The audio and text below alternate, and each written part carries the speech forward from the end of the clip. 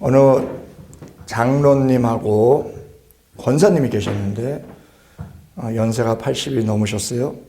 근데 두 분 다 굉장히 터프하신 분이에요. 요즘 젊은이 말로는 아주 쿨하시는 분이에요. 두 분 성격이 만만치 않은데 나이가 들수록 이제 권사님이 더 강해지고 외향적이 되고 장로님이 점점 더 이렇게 내향적이 되는 그런 성향은 있었지만 두 분이 아주 만만치 않아요. 한 예로서 반포에 사시는 분인데 반포구 뉴코아에 그 3층인가 옷 수선하는 데가 있어요. 그래서 이 권사님이 바지를 수선하려고 아주 아끼는 바지라는 거예요. 베이지색 바지.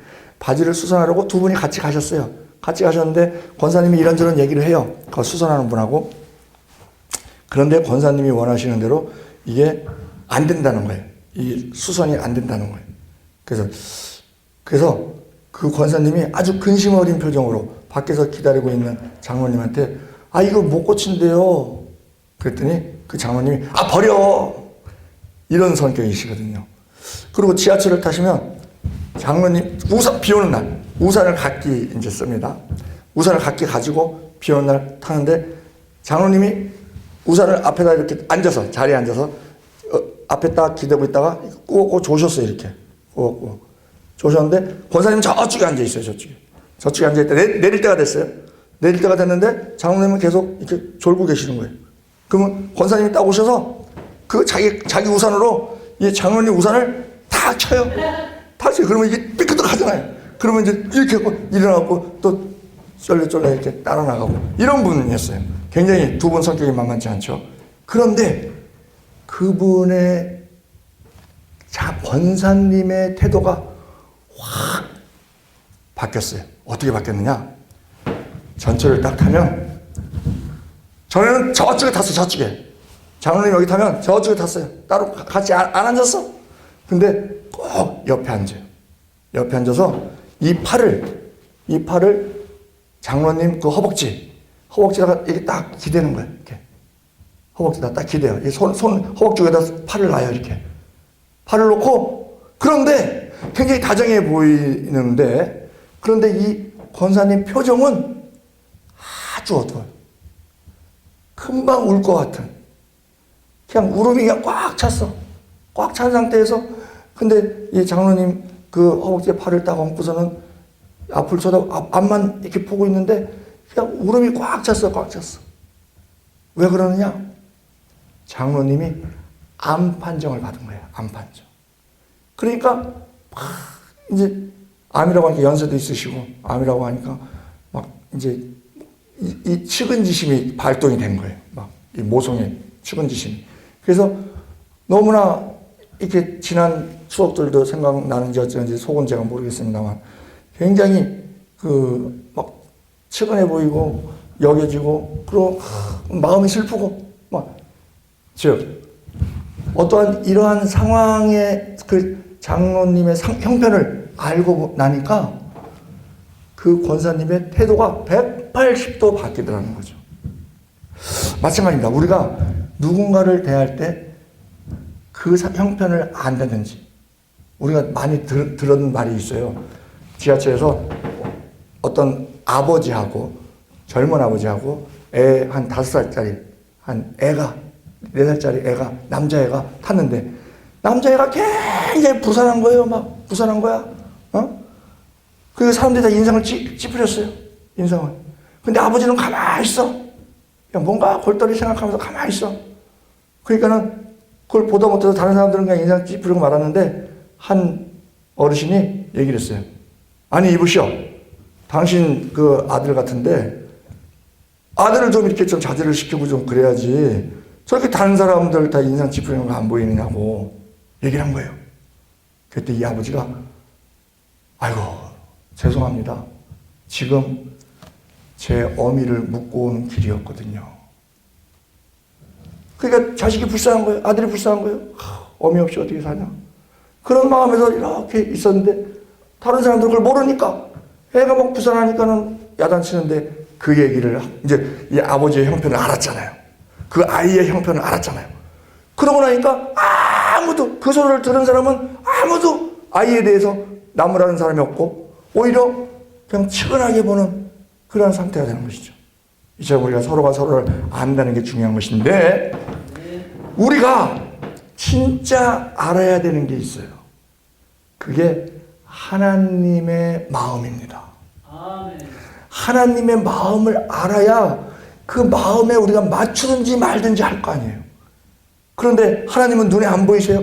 하나님은 영이시기 때문에. 그러다 보니까 사람들이 눈앞에 보이는 어떤 환경, 형편, 여기에 따라서만 움직이지 하나님의 마음을 헤아려 보지 않는, 우리가 어떠한 행동을 하기 전에 다윗과 같이 이거 올라가리까 말리까 치리까 말리까 하는 그러한 다윗처럼 우리도 매사에 하나님이 우리 주인 되시잖아요. 주인.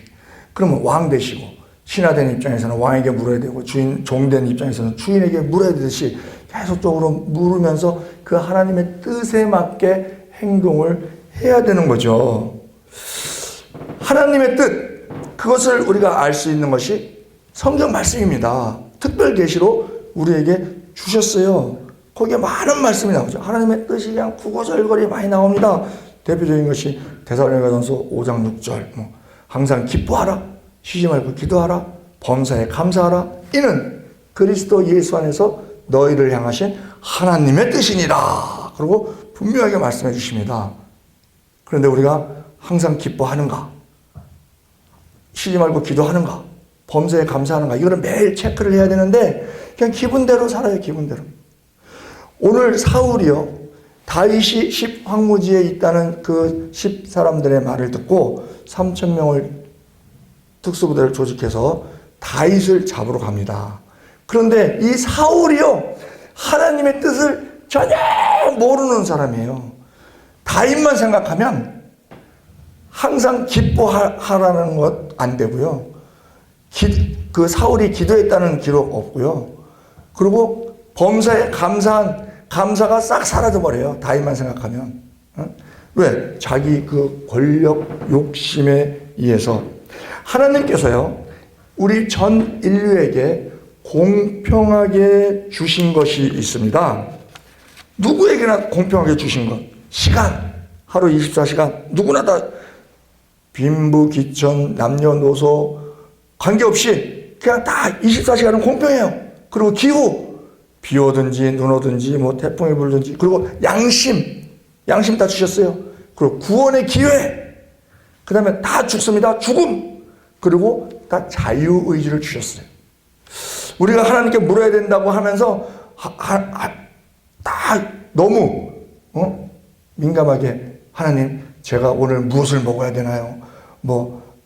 밀가루를 국수를 먹어야 되나요? 고기를 먹어야 되나요? 이런 것까지 물을 필요는 없어요.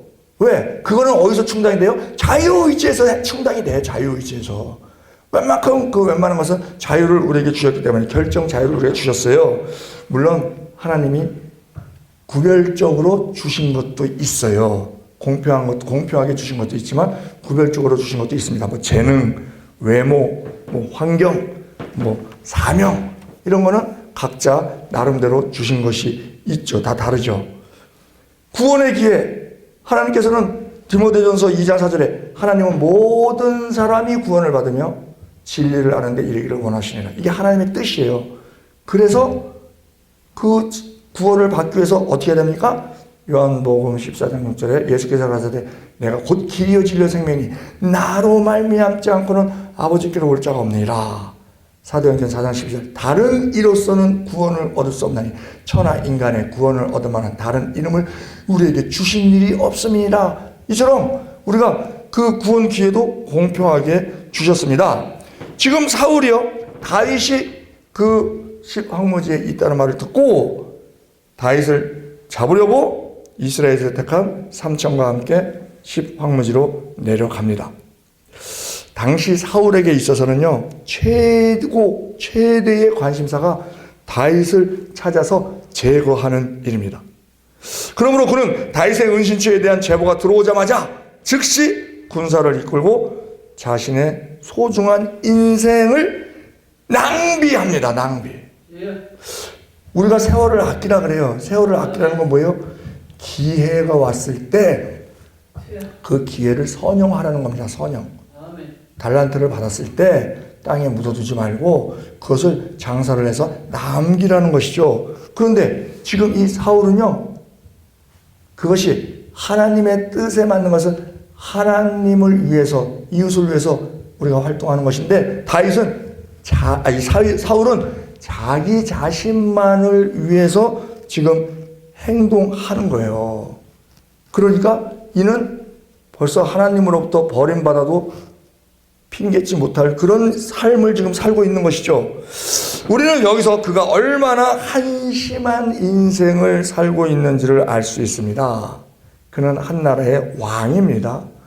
왕은요, 할 일이 많은 사람입니다. 국민들을 돌봐야 되고 국방에 신경을 써야 되고, 그럼에도 불구하고 그는 오로지 자신의 정적이라고 생각되는 다윗을 제거하기 위해서 온 힘을 쏟아붓습니다. 오늘날 우리 정치인들 보면 어떻습니까? 말끝마다 국민의 대표라고 합니다. 국민의 대표라고 하면서 국회에서 막 장관들도 호통을 치고, 장군들도 호통을 치고, 국무총리든 대통령이 와도 막 호통을 칩니다. 호통. 왜? 국민의 대표니까. 이 나라는 민주주의가 뭐예요? 민주주의. 국민이 주인이니까, 그 대표니까 막 그러면서 큰 소리를 쳐요. 그러면서 실상 행동하는 걸 보면 당리, 당략, 사리, 사욕에 매여 있는, 그게 세월을 허비하는 거예요. 허비하는 거예요.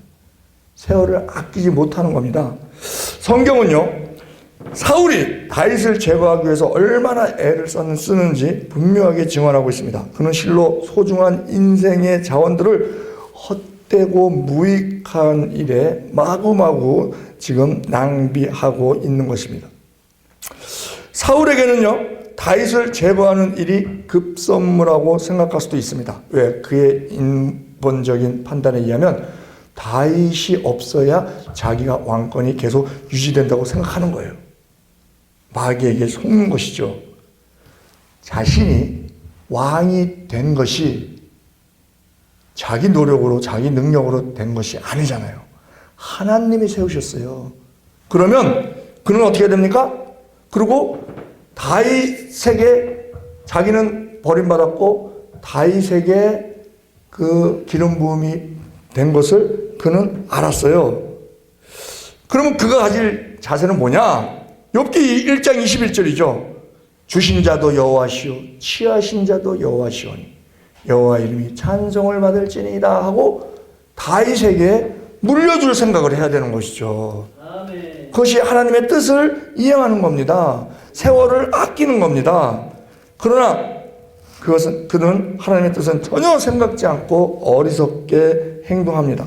다윗만 없으면 자기가 계속 유지될 거라고, 닭 모가지 비틀면 새벽이 오지 않을 거라고, 그것이 마귀에게 속는 것입니다. 다윗은요, 사무엘을 통해서 기름 부음 받은 것을 본인은 더 잘 알고 있어요. 사무엘상 16장 13절, 사무엘이 기름 뿔을 취하여 그 형제 중에서 그에게 부었더니 이날 이후로 다윗이 여호와의 신에게 크게 감동되니라. 사울이 떠나서 라마로 가니라. 그렇기 때문에 다윗은요, 당당하게 사울에게 가서 따질 수도 있어요. 내가 기름 부음 받은 자다. 그러니 당신 물러나시오. 그럼 내가 당신의 노후를 내가 잘 보장해 주겠소. 이렇게 할 수도 있는 사람이에요. 그런데 그는 그렇게 행동하지 않죠. 하나님께 모든 것을 맡깁니다. 사울은 다윗을 제거할 수가 없습니다. 그런데 그것을 사울은 모르고 있는 거예요. 왜 그렇습니까? 하나님이 하나님의 택한 사람인 다윗을 지키고 보호하셨기 때문에 그는 다윗을 해할 수가 없었고, 결국 자신은 하나님의 징계라고 볼 수 있는 길보아산에서 블레셋과의 전투에서 전사하고 마는 그러한 일이 벌어집니다. 만약에 그가 하나님의 뜻을 찾아서 거기에 순종했다면, 내 왕권은 끝났구나, 다윗에게 이어지는구나. 그러면 다윗에게 축하하오, 하나님께서 당신을 택하셨다는 걸 내가 들었어. 그러니 당신이 제2대 왕이 돼서 하나님을 위하여 이웃을 위하여 정치를 잘 해주시오. 그러면 자기 노후를 편하게 지낼 수 있었어요. 편하게.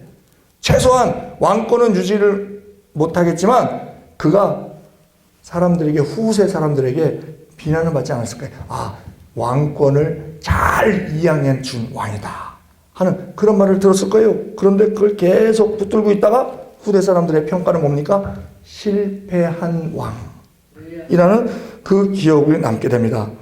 사람이 인생을 낭비하지 않으려면 먼저 하나님의 뜻을 찾고 다음에 그것을 행동으로 옮기는 실행이 있어야 되는 거예요. 이 두 가지. 하나님의 뜻을 알아야 되고 하나님의 뜻을 모르고 행동하면은요, 이게 더 골치 아파. 하나님은요, 게으른 걸 죄라 그랬어요. 그래서 악하고 게으른 종아 했는데, 만약에 하나님의 뜻을 모르면 악한 일을 하게 되거든요. 하나님만이 선이시기 때문에. 근데 하나님의 뜻을 모르고 열심을 내면은요, 뭐가 됩니까? 악하고 부지런한 종이 돼요.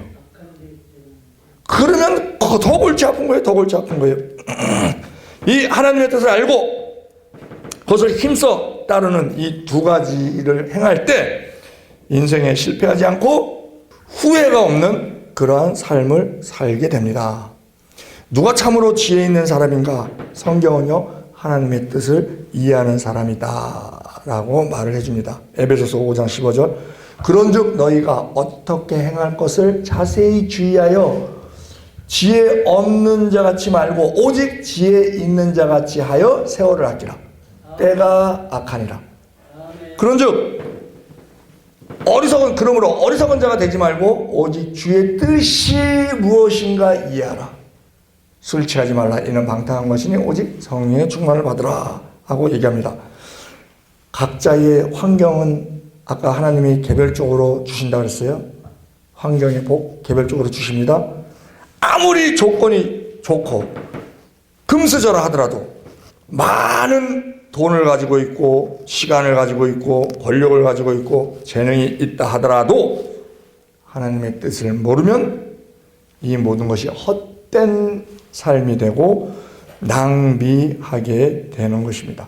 하나님의 뜻을 알아야 시간이라든지 물질이라든지 재능이라든지 그 모든 것을 헛되고 무익한 일에 쓰지 않게 된다는 것입니다. 그것을 비유적으로 잘 보여주는 것이 마태복음 25장의 달란트 비유죠. 주어진 달란트에 최선을 다하여 칭찬과 상급을 받는 이들은 하나님의 뜻을 알고 행하는 성도의 모형입니다.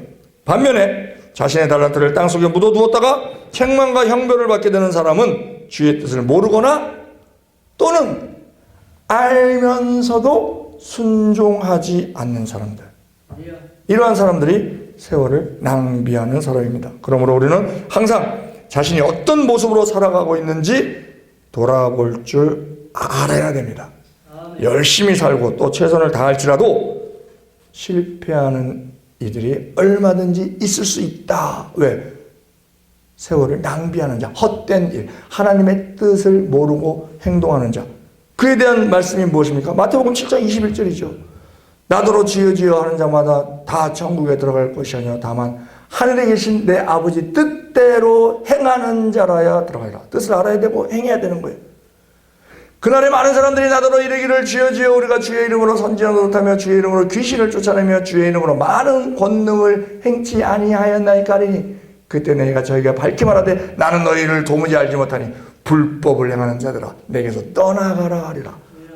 그게 세월을 낭비하는 것이 된다는 겁니다. 하나님의 뜻을 모르거나 알면서도 따르지 않는 모든 이들의 인생은 실제로 헛된 삶입니다. 옛날이나 지금이나 이것은 진리입니다. 여기서 언급되고 있는 이 사람들의 불행은 지금 이 10사람들의 불행이 뭡니까? 하나님의 뜻을 따라서 행동하지 않고 자기가 하나님을 주인 삼아야 되는데 사울을 주인 삼은 거예요. 사울을 주인 삼아서 그 사울에게 잘 보이려고. 만약에 그들이 하나님께 선택되었다면 모든 수고가 가치 있고 보람이 있었을 것입니다. 그러나 사울을 자기 주인으로 선택함으로 말미암아 의롭지 못한 일에 헛수고 하는데 열심내는 그런 결과가 된다는 겁니다. 우리가 힘써 하나님의 뜻을 찾아야만 하는 까닭이 이것입니다. 하나님의 뜻을 모르면 정작 힘써야 할 일은 제쳐놓고 불필요한 일에 매달리는, 그래서 소중한 인생을 낭비하는 그러한 결과를 낳게 된다는 겁니다. 그러므로 우리는 인생의 날이 짧고 그 자원이 충분하지 못함을 유념해서 단 1%라도 허비함이 없도록 힘써야 됩니다. 자원의 허비는 곧 인생이라는 건축물에, 우리가 이 건축물을 쌓아가는데, 믿음의 건축물을 쌓아가는데 부실공사가 되는 그러한 결과를 낳습니다. 필요한 재료를 50%나 혹은 그 이하만 가지고 건축물을 세운다면 그것은 결코 견고하고 훌륭한 것이 될 수 없는 것이죠. 우리 옛날에 70년대 저 서대문에 와우 아파트 있었어요. 와우 아파트. 와우 아파트. 그 와르르 무너졌어요. 와르르. 왜? 부실공사 때문에. 우리는 자신의 인생이 이와 같이 되지 않도록 주의를 해야 됩니다. 말씀에서 가르쳐주는 것을, 말씀에서 하나님의 뜻을 캐치하고 그대로 행동으로 옮기는 우리가 돼야 된다는 것입니다. 마태복음 6장 33절, 너희는 먼저 그의 나라와 그의 의를 구하라. 그리하면 이 모든 것을 너희에게 더하시리라. 또한 로마서 12장 2절, 너희는 이 세대를 본받지 말고 오직 마음을 새롭게 함으로 변화를 받아 하나님의 선하시고 기뻐하시고 온전하신 뜻이 무엇인지 분별하도록 하라. 성경에 보면은요, 하나님의 뜻에 어긋나서 그 죽음이 비참한 사람들이 많습니다. 여호수아 7장의 아간, 민수기 22장 발람, 사사기 14장 삼손, 사무엘하 15장 압살롬, 열왕기상 12장 여로보암, 열왕기상 21장 아합, 마태복음 26장 유다, 사도행전 5장 아나니아와 삽비라. 반면 하나님의 뜻에 합하게 행동해서 하나님의 뜻을 알고 그대로 실천해서 복받은 사람들이 있죠. 아브라함, 요셉, 노아, 모세, 다윗, 엘리야, 다니엘, 룻, 에스더, 바울, 또 스데반, 대표적인 분이 예수 그리스도시죠. 이것을 우리가 보고 성경 말씀 특별 계시 우리에게 주심을 감사합니다. 우리가 그것을 읽고 또한 묵상하고 하나님의 뜻을 알고 또한 내 안에 성령 주심을 감사드립니다. 그 성령과 동행함으로 말미암아 그것을 실천으로, 행동으로 옮김으로 말미암아 하나님을 기쁘시게 하는 우리 모두 되게 해달라고 우리 주여 3장으로 통성으로 기도하시고, 나라와 민족을 위하여, 주의전교회를 위하여, 자녀들을 위하여, 또한 환우들을 위하여, 우리 주여 3장으로 통성으로 기도하시겠습니다. 주여!